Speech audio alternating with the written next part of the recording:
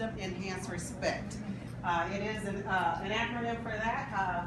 At the Kingsley Terrace Church of Christ, most of the times the girls affectionately call it Pearls of Wisdom. They don't say the whole name, they just say I'm going to Pearls of Wisdom class. But it's Pearls of Wisdom, Enhance Respect, and so we'll talk a little bit about what that all means. So some of you have, or you should all have, a block in your hand with a word on it.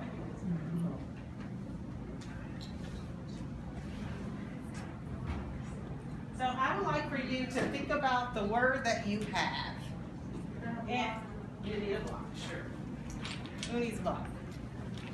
Teacher in there. Think about the word that you have. And if you will, bring your block up. Are you familiar with Jenga? Okay, we're going to build a Jenga here.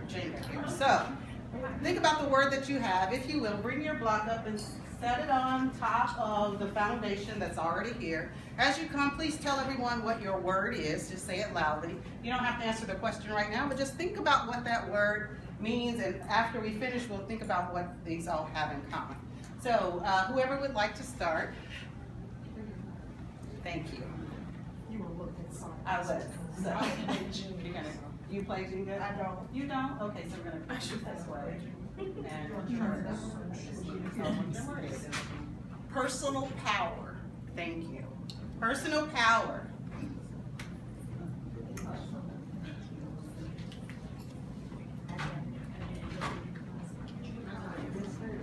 Restraint.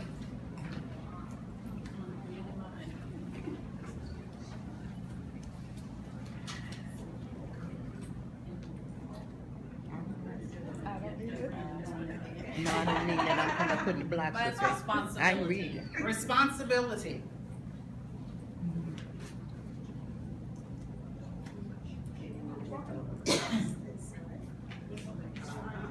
That's right. Mine is a positive peer influence. Positive identity, conflict resolution. All right, positive identity and conflict resolution. Mine is boundaries. Boundaries. Constructive use of time. Constructive use of time. I have one for my friends, social competencies, and mine was youth programs. Okay, social competencies and youth programs. Self-esteem. Self-esteem. Adult relationships. Adult relationships. Are there any others? We are building our Jenga tower, if you've played Jenga. Yes. Mine is empowerment. Empowerment. There. Mine's creative activities. Creative activities. Are there any others? I have one, but I'm recording you. It says religious community. Religious community. Want me to put it up there for you? Thank Do you you. trust me that the jingle won't fall? The beautiful thing about this Jenga tower is we're building it. When you really play Jenga, you take pieces out and you weaken the structure, but we're building the structure. We're building the structure. So what do these words have in common? They're all positive, uplifting. They're all positive, they're uplifting. What else? And it's about you. It's about you. Yes, some things are about you. Yes. What else? Taking ownership. Taking ownership. Good. They all can be threaded together in some type of way. They are threaded together in some type of way. Can you tell me what that some type of way is? Well, okay, everything can piggyback off of something else. Okay. So woman's strength, wisdom, so all of those have something, there's a commonality. There is a commonality among them. There is a commonality among them. They are positive. They build off of each other. There's a commonality among them. In what ways do they affect youth development? Building their self-esteem. What else? And the choices that they make. And the choices that they make. That's key. I was going to say, if they follow these words that's being said, I think they will grow and they'll be very, very nice young ladies. Oh, nice young ladies. That's what we want. Nice young ladies. Absolutely. All right. Yeah, so you're thinking along the train of thought that I want you to think about. I also want you to think about, so how can the religious community shape the young people that we've been talking about, develop them into nice young ladies? What does the religious community have to offer in shaping young people? And in this case, we're talking about young girls. Well, how can the religious community respond? Yes. I think you have to commit time Uh-huh. and be willing to care about them. Right. The kids know if you don't care. Absolutely. So you have to have time Uh-huh. and a caring spirit. So time and a caring spirit and being willing to commit that Right. to the young people. So this hand in the neck. I also go with Titus said, older women are to teach the younger women. So our younger women need our older women to take more time and hug them, share with them. A lot of time our teenagers are dealing with so much and they sit and they will fade away. If an older sister doesn't pull them to the side and say, hey, I remember when, or I did this.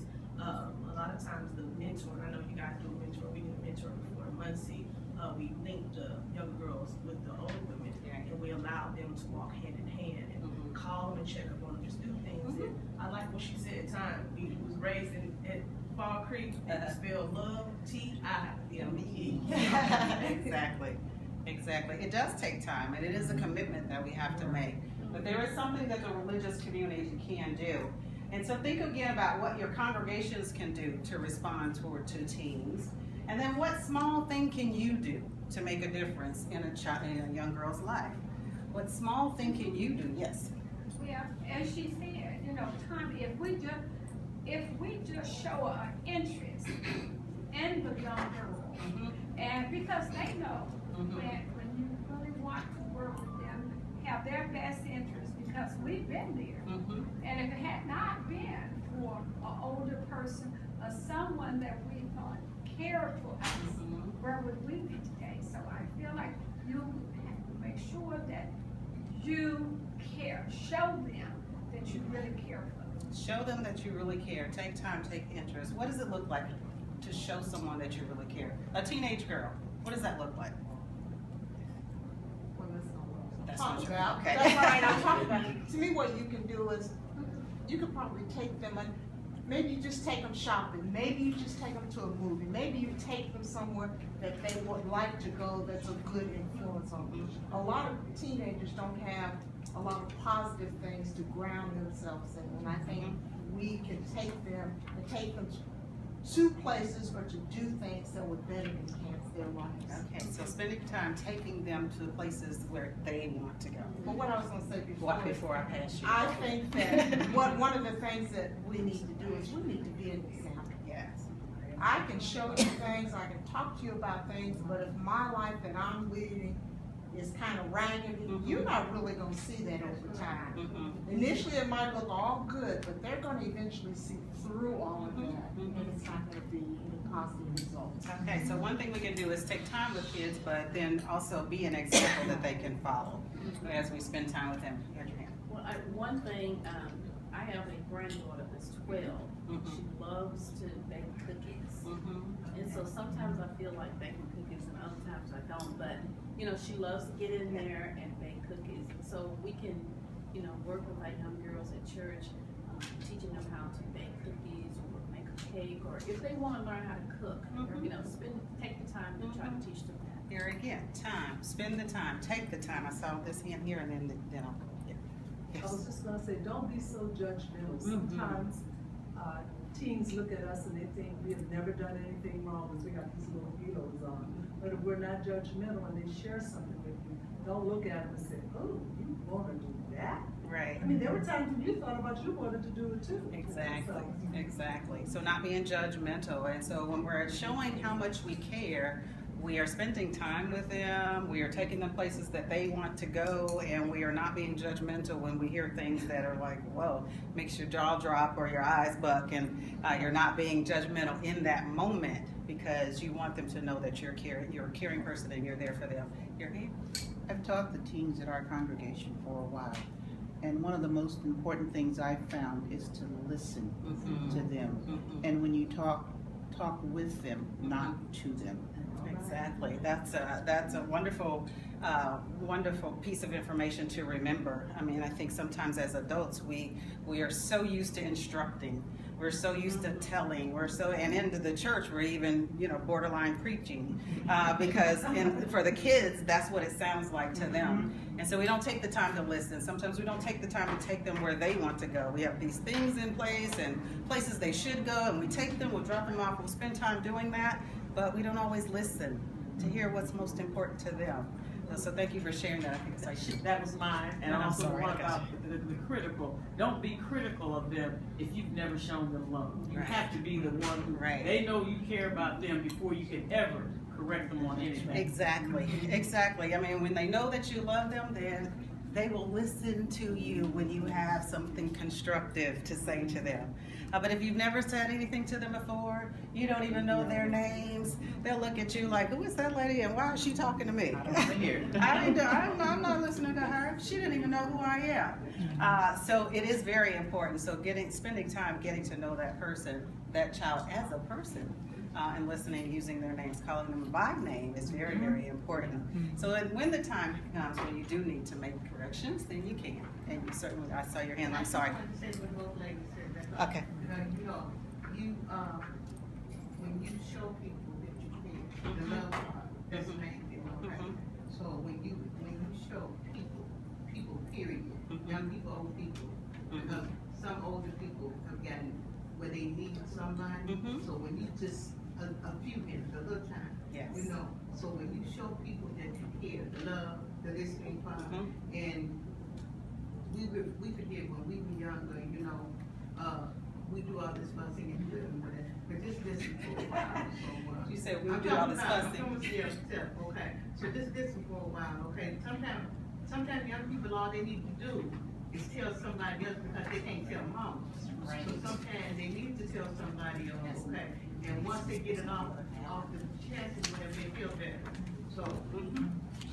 Exactly. Thank you so much for sharing that. I think you're all sort of saying the same thing. So I have the right people in this audience and the right people who are, I hope, working with our teen, especially our teen girls. Was that a And sometimes you can make them feel important, encourage them along the way, say something good to make them feel good. Exactly. Exactly. Do you have in your memory a time of when an older woman made you feel special? Do you have in your experience a time when an older lady took time to say something nice to you? Yeah. Do you have in your experience a time when an older lady noticed something special about you and didn't run and tell everybody else but came and said it to you? Do you remember what that felt like? Okay. You remember what that felt like? And sometimes we forget. We're older and we may not need it as much now, but I would argue that we do need it. We just act like we don't, but we do need it. And we forget that because I need it, they probably need it too, and I should take that time to do that. But just remembering what that felt like when someone noticed you, and it wasn't because you were in trouble, it wasn't because your dress was too short, it wasn't because you switched a little bit too much, it wasn't because you blinked your eyes, you wore the makeup, your lipstick was too red, and you too young for that anyway. It wasn't about all of that, but they knew something else about you, and they shared it with you. They let you know that they noticed something good. That's what this program is all about, and I'm sorry. Go ahead. And and as you say, and all organic. And just don't forget, to come here and give them a hug. And I love you. Yes. I think that go a long, long way. Exactly. Exactly. One of the things that struck me when my daughter was a teen is that she began to distance herself from me. And I don't want all this time with you anymore. I want to spend time with my friends. Hurt my feelings, broke my heart. I was like so devastated because we used to be movie buddies, but now you don't want to go to the movies with me anymore.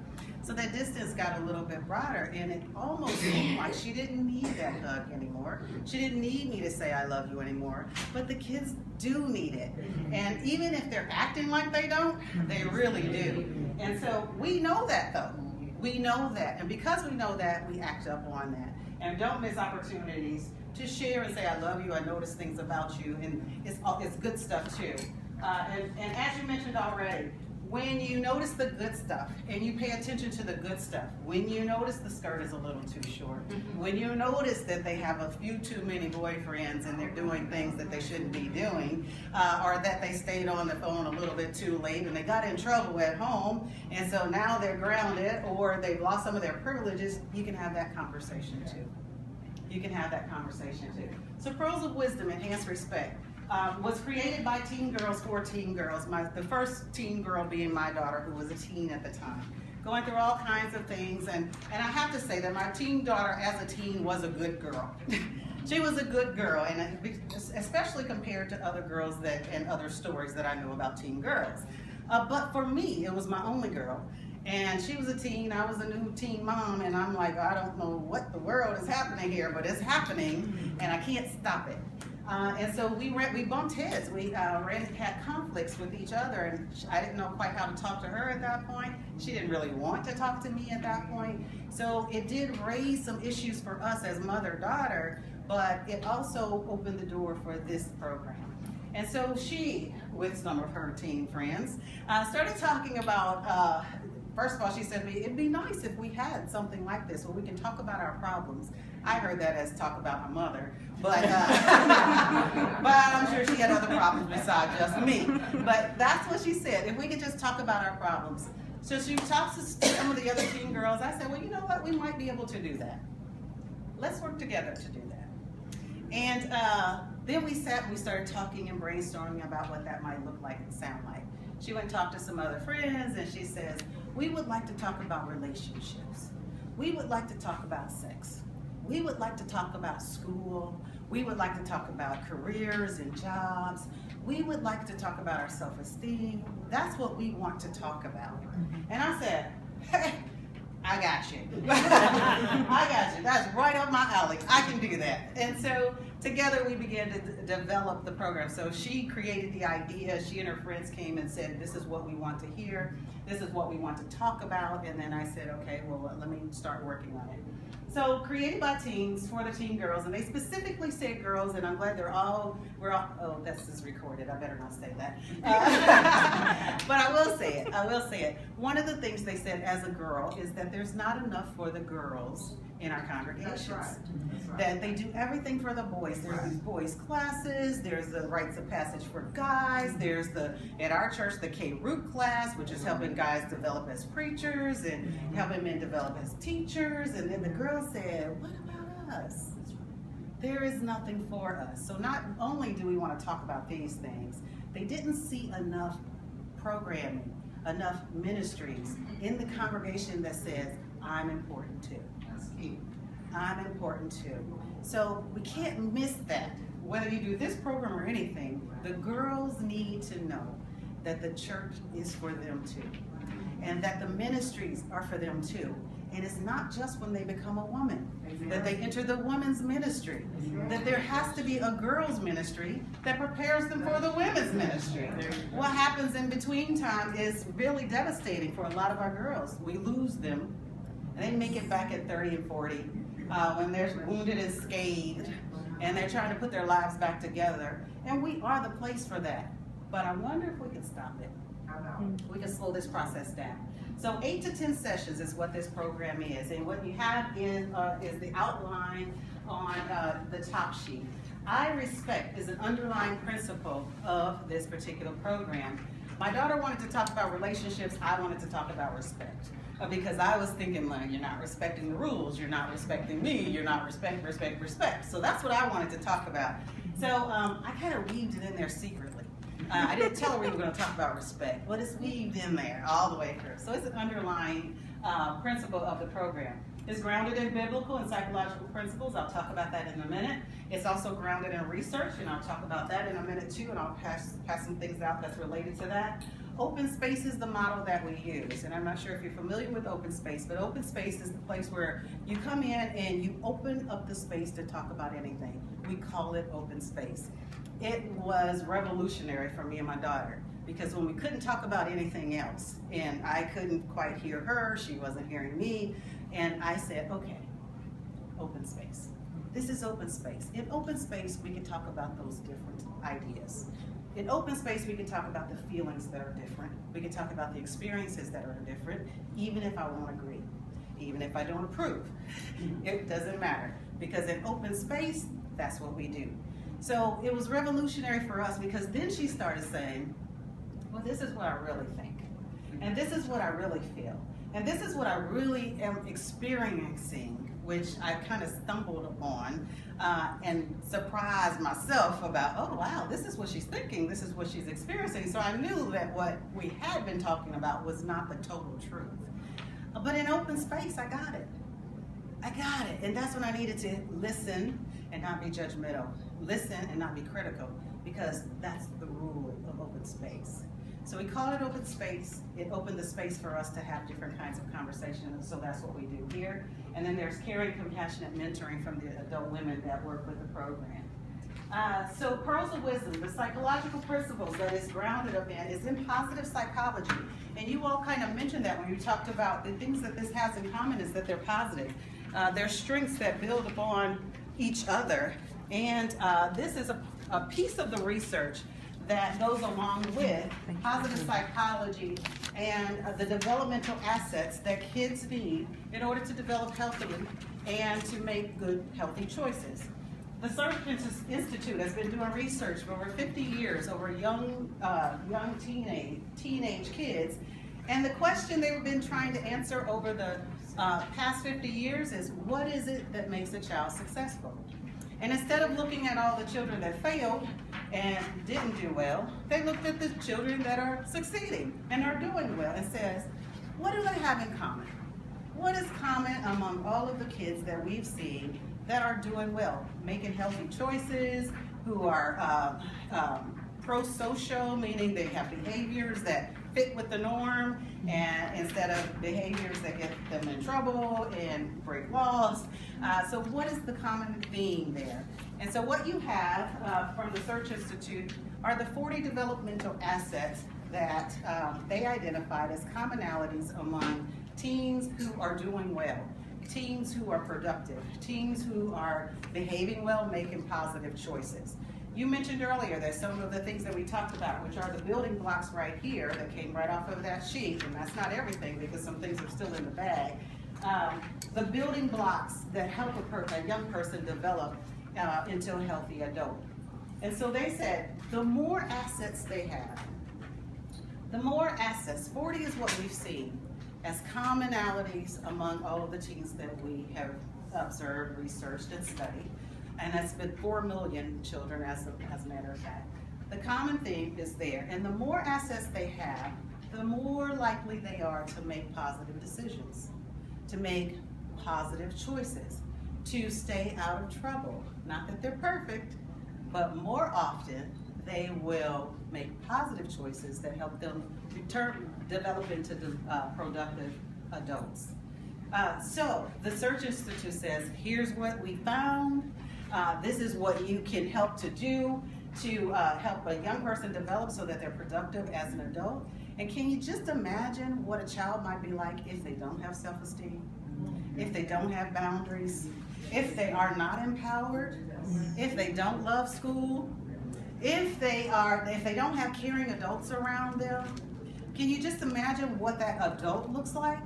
Now we've seen the kids, I know I've seen kids run through and I'm thinking, oh my, that parent really needs to do something with that child. And then we say, but they'll grow out of it. Well, what do they grow out of and what do they grow into unless somebody's putting something into it? Unless someone brings the block up here and puts the block there in that child's life, then it doesn't magically happen. It doesn't magically happen. So the Search Institute, the psychologists say, this is what it takes to help a person develop into a healthy adult. Biblical principles that go along with this same idea, and it definitely grounds the work that we do in the program. And I think Keisha mentioned it earlier when she was talking about training up the younger women by older women. So biblical principles that ground this work. One of the things I thought about was Jesus. When I was talking about Jesus growing in wisdom and stature and in favor with God and with man. it tells me that it was multidimensional learning and multidimensional developing. It doesn't really tell us how he got there, but he's Jesus. Okay, he's Jesus, but Jesus developed in wisdom, in stature, in favor with God and man. So it's multidimensional, which tells me that we can't just do Bible classes. We can't just send them to the Bible class and think they're going to get it all, everything. It's multidimensional. Somebody has to attend to the physical side of them. Someone has to attend to the emotional side of that child. Someone has to attend to the intellectual side of the child, and someone has to attend to the spiritual side of the child. If we just do one thing, we've missed out on some opportunities. So it has to be broader than just send them to Bible class, they'll get it. Train a child in the way it should go. Oftentimes I've heard that connected to parenting. And I do believe parents are people who should be training kids. But they're not the only people that train kids. Anyone who touches the life of a child has the potential to train the child. Train the child in the way he should go. When he's old, he won't depart from it. It tells me that there's a training, there is a developmental piece to this. It's not, I said this one time to you, and you should have got it. Training means there's some ongoing learning that's happening. There's some ongoing interactions that are happening. And so we thought about this when we talked about the program. Older women teach the younger women. We talked about that, and this is most familiar to us because this scripture comes up a lot for us. But it also told me that even though I'm older, I'm not a teen anymore, there's something I can teach. And there's someone that needs to know it, and someone that needs to hear it. And you all hit the nail on the head when you said we have to commit the time. There are not very many examples that I can find in the Bible about female relationships in mentoring kinds of ways. There are a lot of stories about women in the Bible, but I didn't see things that are really clear, that clearly talked about the mentoring role, the teaching role, the training role that showed up in a relationship. But that's what I saw when I looked at Naomi and Ruth. One of the things that stood out to me about that was that it's an in-law relationship. So it's not by blood. I mean, it's very easy to me to get along with my mom, if I get along with my mom. Or it's very easy for my mom to love me. I'm her daughter, so she'll excuse some stuff that I might present her way. But this is an in-law relationship. So the other thing about this is that Naomi was teaching. She was showing, she was guiding, she was preparing her for something bigger and greater, something that she thought was going to fulfill her life, and she took the time to do it.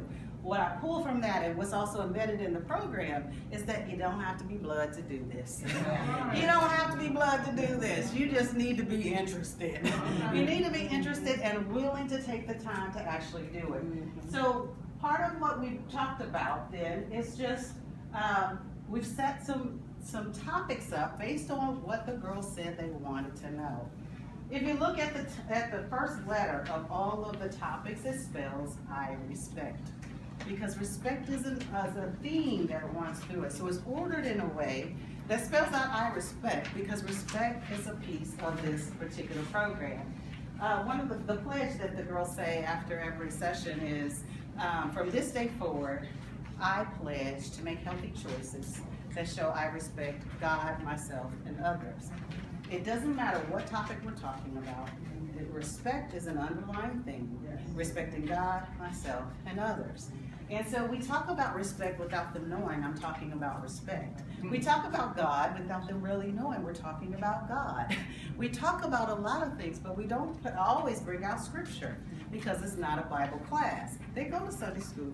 They go to Wednesday night Bible class. They get that, and that's all about faith and so forth, but this is practical. And so they're more apt to listen because we're not saying, okay, turn to John 4. I'm not knocking John 4. I don't even know what John 4 says right now, if it even applies. But because I'm saying that, that's what they think when I say, turn to John 4. They say, I don't know what John 4 is saying. I don't even know if it applies. I don't really care right now, because right now, I am really thinking about that argument that I got in at school, and she was talking to him, and I looked at her phone, and she's been texting him, and when I go to school tomorrow, we're going to handle that, because me and my girls, she's watching out for it over here, and so on this hallway, that's what they're thinking, not John chapter 4. John chapter 4 never comes up, okay? So they wanted to talk about relationships, esteem, sexuality, personal health is one I threw in there. Education, they wanted to talk about careers, and teamwork is another one that I threw in there because it helped me spell respect. It's 8 sessions and it's designed so that you cover one topic every session. We've been doing this 3 years. When we first started, it was a 10-week program, and it took us 4 weeks to get off of relationships. I mean, there is so much you can talk about in relationships. So I'll give you some sample schedules, and there's ways you can chunk things so that you can spend more time on certain topics. But it's designed so that you talk about relationships 1 week, and esteem the next week, and then sexuality the next week. And we could be every other week, but that's the way the topics flow. Every session, it opens up with, we start with icebreakers, getting to know you. When they're very new, very early in the program, was getting to know you. After we get into the program, we don't have to do that so much, but we just open up with how's the day going. We just let them talk for a few minutes, and just to learn and find out more about them. And we listen. We just sit there like a fly on the wall, and we just listen. They talk to each other. We just soak it all in. And I'm like, what? And my inside voice is going, what? And then my outside voice is like, wow, that's really interesting. Let's talk about that when we talk about this. You know, remember that topic when we get to this. And so we'll bring it back up later. But inside, I'm like, whew. Okay, how do you handle that? What do you do with all of that? That's a lot to go through in one school day. That's a lot to go through after midnight when you're supposed to be in the bed. So I'm like, oh my goodness. So that's kind of the format. And then when we introduce the topic, we'll have some activities, some activity that we will do related to the topic, and then we close out with the pledge and a prayer. Got a hand? 5 minutes? Oh my word. Okay, so one of the things we do in introductions, the very first session, we put up the different letters. Respect is spelled out around the wall, relationships, esteem, and so forth. And then the girls tell us what they want to talk about. So, since 2011, this framework has never changed. The topics have not changed. The conversations change all the time. We do a session in the fall. We do a session every spring. The conversations change every class. I have the same girls every single time. They bring their friends every single time. The conversations change every single time. And I'm always blown away about what kids are going through. I forgot. And I was sheltered as well. So there were some things I didn't go through because I wasn't allowed. But they go through things that I've never even experienced myself. I just hear about it. So we sit there, we take it all in. So they tell us everything they want to talk about. It's all spread out around the wall. And then we start to say, okay, peer leaders. Who wants to be a peer assistant when we talk about self-esteem? And so somebody will raise their hand and say what they're going to do. And so we assign the girls different topics, and they just assist the facilitator, whoever's facilitating. And whatever is on the board is what we talk about. So sometimes they're like way out there somewhere. I'm thinking, what are we going to do with that? But it's discussion. It's built around discussion. So what we want to know is what they think about it. So we just let them talk.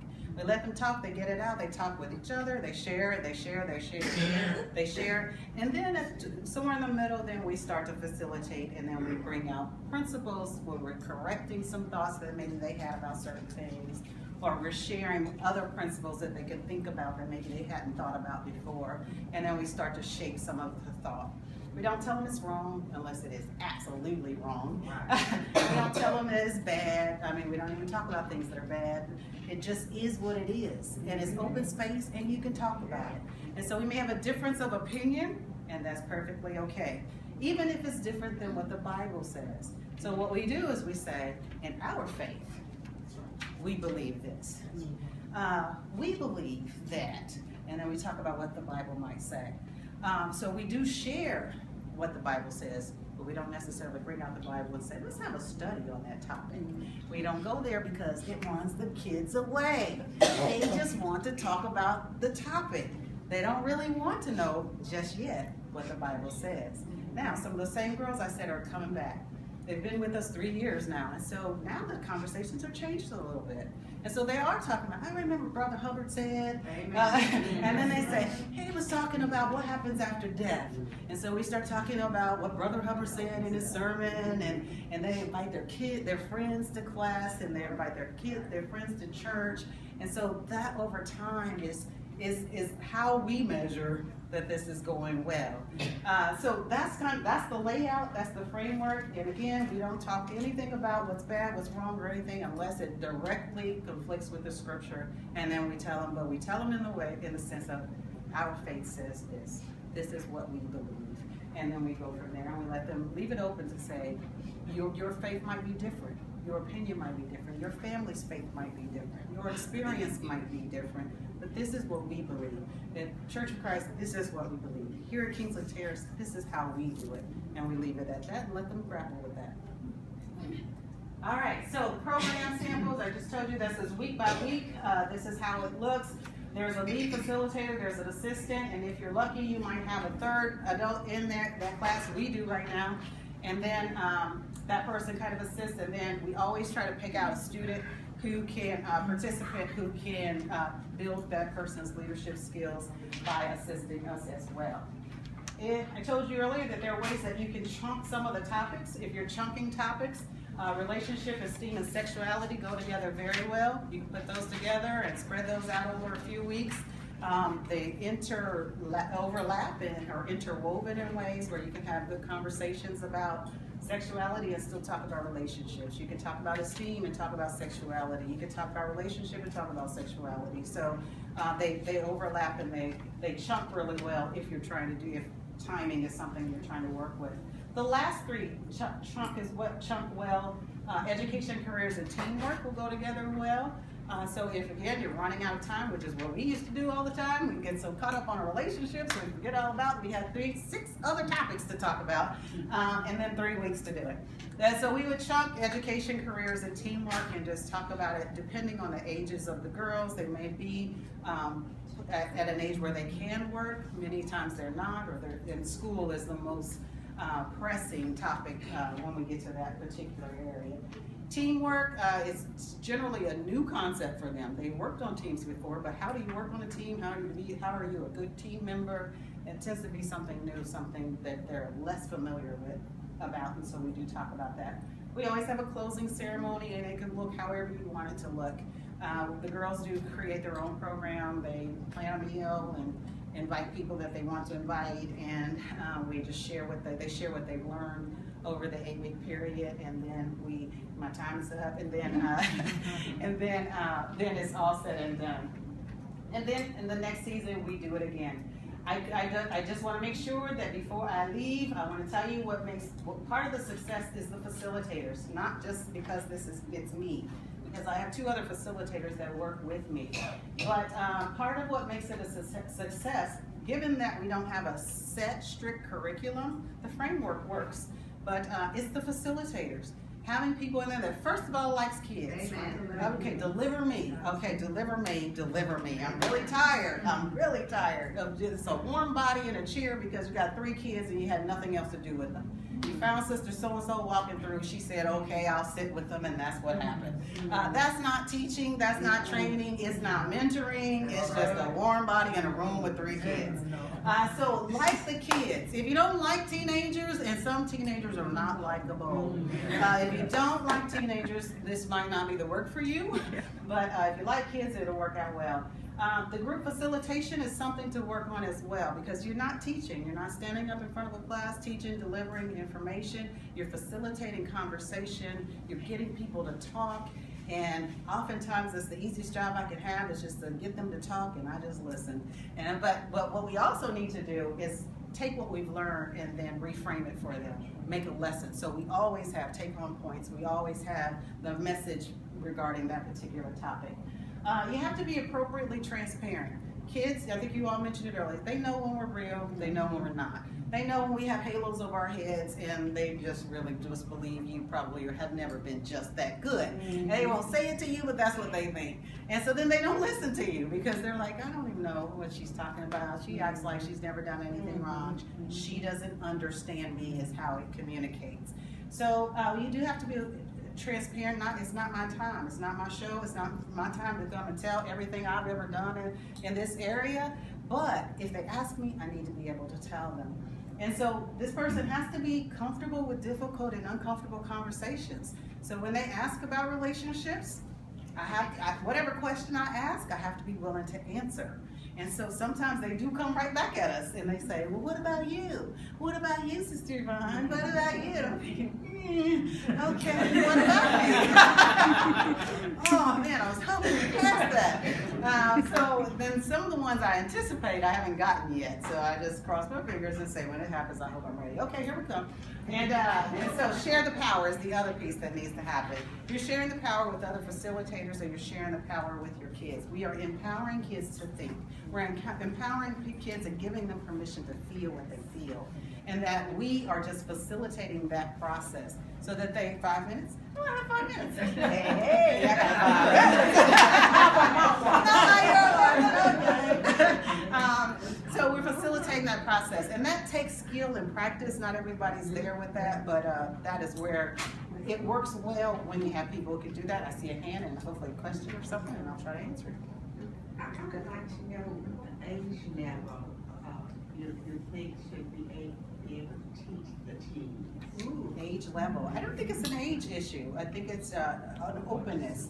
I really felt like I was too old to be with the teens. My team gave me credibility, first of all. You need a team that can help you navigate teen worlds. And I'm a little, and the gap for me was a little bit older. Kids weren't necessarily coming to me. I mean, I'm just not approachable like that, I guess. My sister back there in the back, everybody loves her. She's has a magnetic personality, very nurturing. People just go to her and tell her stuff all the time. That's not me. I need a guide. I need somebody that's helping me into this particular teen group. So I don't think it's an age factor. I think it's an openness factor. If you can relate and remember and relate, and you are relatable and you don't mind sharing or having kids ask you questions, there's a certain age group that says you don't question an adult. But in this group, they question. In this group, you talk. There's an age group that says you are to be seen and not heard. Well, not in this group. This group is you are seen and heard, and I will listen. I'm going to take the back seat. So I think that's how I would answer that question. It's not really necessarily an age per se, but a willingness and an openness to work with that particular group. Go ahead. I'm asking because I feel my age wouldn't fit their age, or I couldn't relate to them or something like that. Yes. And we're trying to look with our team, and I just wanted to maybe have a suggestion as to what age, would work with them. I know I couldn't. Yeah, but you might be surprised. You might be surprised if you feel that the gap is too large. Then I would say don't do it. But I don't know again if it's a particular age, but someone who is willing to connect with that particular group. And that's what's most important. So there are some older women that are in their 70s and 80s that are really good with teens. And it's not an age. Would she be a good one? Okay, so somebody said you'd be a good one. So you might not see that yourself, but yeah. So it's not necessarily an age factor, but a willingness and an openness. So it might be your calling. You're running from it, but maybe it's your calling. Well, I have two things. I know you have your acronym thing going on. Do you always have you ever did it out of order? We've done it backwards. Okay. Once. Okay. And my other question is, you said when you come to the end of the topic, you kind of try to shape and bring it together. Do you have a point where the girls try to brainstorm solutions for other kids' problems? Absolutely. That's what's happening when we're not talking. Okay. That's what's happening when we're not talking. And what we do at the end is bring up the solutions that they talked about. And if they didn't hit it, then we give it. But we want them to know they do have solutions, and that's what building on these strengths. And so that's what you're reshaping? That's what we're reshaping is. To help them know and to feel confident in the decision that they made, or the choice that they made, or the way they look at certain things. Again, correct it when it's not, but there are many of them, they will correct each other. They will say, girl, I can't believe you did that. And then they'll start correcting each other. And I've noticed too that, you know, with the non-members that come, the Christian girls, they will talk Christian principles. And so they will begin to educate their friends. So who knows what the school conversation was like. But when they came in that environment and they did bring up that, yeah, okay, so yeah, I am sleeping with him, you know, then the girls they'll bring up, oh, okay, why'd you do that? Or you said you weren't going to, or remember the commitment that we made, and so forth. And they will begin to check each other, and that's peer education that's stronger than anything I could ever say. And did your daughter help you with their language? Yes. Because Yes. I'm serious, they have a language. They do. And I I have a still, girl I go to and yes, what did they that's say? it. And I Right. couldn't, she's in college now. Yes. Sometimes I don't understand. And I think Yes. we don't need to know. Yeah. Especially when it comes to the sexual part. Absolutely. Oh, they got a whole Absolutely. language going on. Well, you know, week to week, as things come up, I'll say, okay, yeah, here I am. I don't know what that is. What is that? Every time I thoughts the other day, anybody know what a thought is? You do, because because people come and tell you stuff. They don't tell me anything. I hear things, my son says things, Yeah. or the kids around me say stuff, and I don't know what it is. I go and look it up. Yeah. I don't even know what you're talking about. Right. So the girls are really good because they think they're educating me, and they are. But they love to tell me what they're thinking. And, oh, you don't know what that is, since you're not? Nope, sure don't. What is that? What are you talking about? So I ask the girls. I ask the girls all the time. But my daughter at the time, I just think you sometimes need a cultural guide, and you need someone to help you get into the culture. I love music, but I don't listen to the radio. I don't know what's on the radio. All my music is on CDs. It's the gospel music that's piped through my iTunes or whatever. I don't know the first song. I don't know the performers, but they do. So I let them teach me. When we first started, my daughter was it. But now that we have the class going, the girls teach me all the time. So definitely do ask. How long are the sessions? The sessions are, the sessions are at least an hour and a half. We've done them for 2 hours. We would do 6:30 to 8:30 on Wednesday nights. The girls had some difficulty at times getting there at 6:30 because Bible class started at 7. So they were there closer till 7. So we really did when we go until 8:30. So we have about an hour and a half that we work with them. And we put it on Wednesday night because other Bible classes are going on. So if they have siblings and the families are already coming to church, we try to make that be an incentive for them to make sure they come too. We always have snacks, so they're always looking for something to eat. And so it can be apples, and it might be candy, it might be popcorn. We've done chili. I mean, it just depends. whatever works. What size group do you usually have? Yeah. Right. When we first started, I think we started out with the very first class was almost 20 kids. And we just didn't really have the space for 20 kids, and we lost some kids along the way. What it has averaged, it's averaged around 12 to 15 kids. If you have the space to move around, that's important. The girls, I mean, we're sometimes in this cramped room, and they'll bring all their friends, and they don't mind sitting on top of each other, but it gets hot in there, they're loud. and so sometimes the space is not always conducive for larger groups, but it's much easier. It depends on how many facilitators you have, but with 3 facilitators, you can do larger groups, 20 kids, if you have the space to do it. When I started, I was by myself, and I had the 20, and that was too much for me, but I could do 12 to 15 fairly comfortably. You want enough where we do groups, small groups, and so you want enough where you can break into small groups, and there's enough interaction for the activities to be meaningful. If they're too small, then it for me, is a lot of work. Now, when you break into those smaller groups, do you have a certain time that you will bring them back together? Depending on what the activity is. So some activities might be 2 or 3 minutes because maybe it's more like an icebreaker or something really quick they need to do. Other activities might be 20 minutes long, and there have been times when it takes a little bit longer than that, maybe 45 minutes, depending on what it is. Whenever we can, we try to put them in teams to do things, so it could be partners or working with a partner. It could be small groups, 3 to 4 people, breaking the groups in half depending on how many are in there. So yes, various. Okay. I just wanted to ask this, and because of the type of group it is it a time where you cover confidentiality? Yes. I don't know if you covered that in your.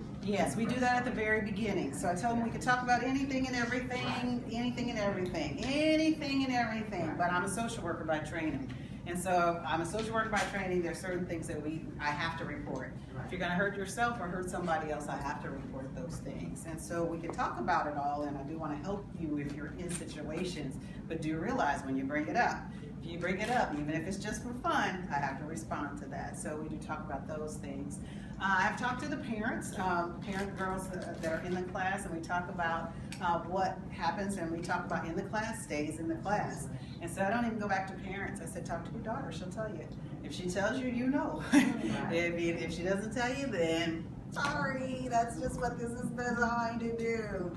And so we leave it at that. Some parents were a little bit uncomfortable with that at first because they want to know, what are you in there saying to my daughter? I said, just ask her, talk to her, create open space. That's what I tell them. Create open space and let her tell you about it. I saw hands, and I'm not sure where we are. I think Sheila first, and then I'll come out I just here. want to ask, have you ever had any challenging situations?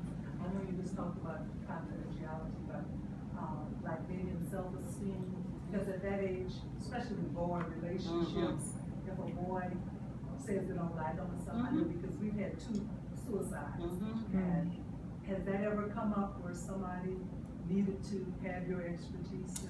Not directly, but they talk about situations that they're familiar with. And when we talk about personal